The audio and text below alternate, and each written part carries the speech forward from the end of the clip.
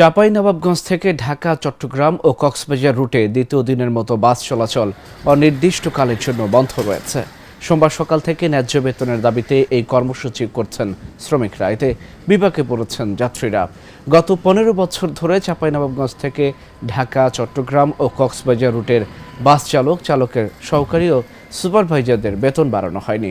15 বছর আগে নির্ধারিত চাঁপাইনবাবগঞ্জ থেকে ঢাকা যাতায়াতে একজন বাস চালককে 1350, সুপারভাইজারকে 570 এবং হেল্পারকে 530 টাকা দেয় বাস মালিকরা। দফায় দফায় বাস মালিকদের সঙ্গে বসেও সমস্যার সমাধান হয়নি। এদিকে 21 সেপ্টেম্বর বাস স্টাফদের সঙ্গে মালিকপক্ষের বসার কথা থাকলেও হঠাৎ করে সেই তারিখ পরিবর্তন করে মালিকপক্ষ। এতে হতাশ হয়ে বাস স্টাফরা ধর্মঘট পালন করছে।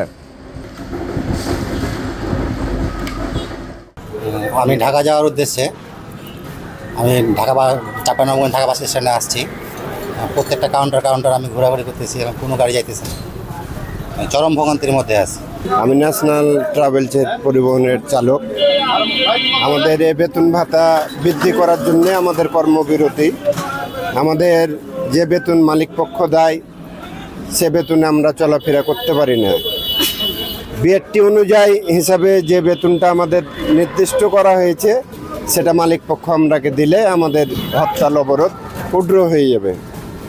আমাদের যে 1350 টাকা বেতন দেয় এ বেতনে আমরা চলাফেরা করতে পারি না। একদিন পর একদিন টিপ মারি, 200 টাকা একটা টিপে চা বিস্কিট আমরা খেয়ে ফেলি। একদিন পর একদিন 1150 টাকা দিয়ে আমাদের বেতন ভাতা দিয়ে আমাদের পরিবার চালানো সম্ভব না। এই জন্যে আমরা কর্মবিরতি রেখেছি।